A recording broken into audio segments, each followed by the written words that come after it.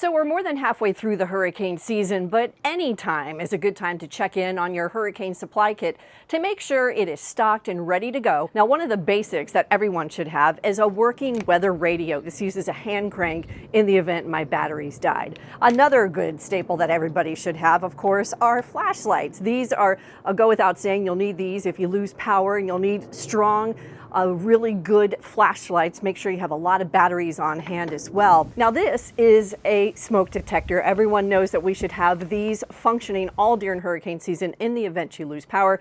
This one is actually controlled by an app, and I can test it at all times and, more importantly, get notifications if something is going on in my house and I'm not home. Ready in the kids' room. Press to test. Okay, so one of the most important things that I always want to have, whether it's hurricane season or not, is a first aid kit. These are super helpful. It's often times that you forget about this kind of stuff: Band-Aids, antiseptic, first aid creams. If you are in a hurricane area and you're hit, this is something that you can't do without either. These are utility gloves. This is really important when you're moving tree branches, any type of dangerous debris in your yard. You always want to make sure you have a couple of pairs of those on hand. These are also an essential. Rain ponchos. So I've also got a little packet of these. These are little antiseptic wipes, and these are also really good to have. They're small, they're portable.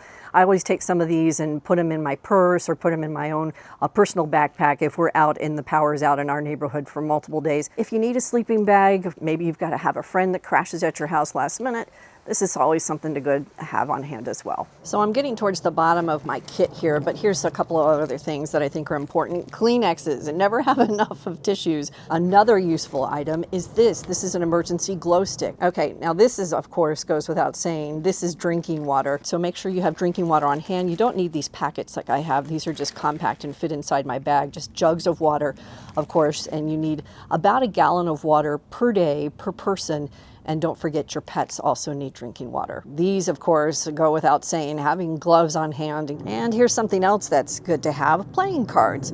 Oftentimes when you don't have power, there's not much to do, there's no Wi-Fi. You'd be surprised how far and how long you can have fun with just an ordinary stack of playing cards. I always have this in my kit.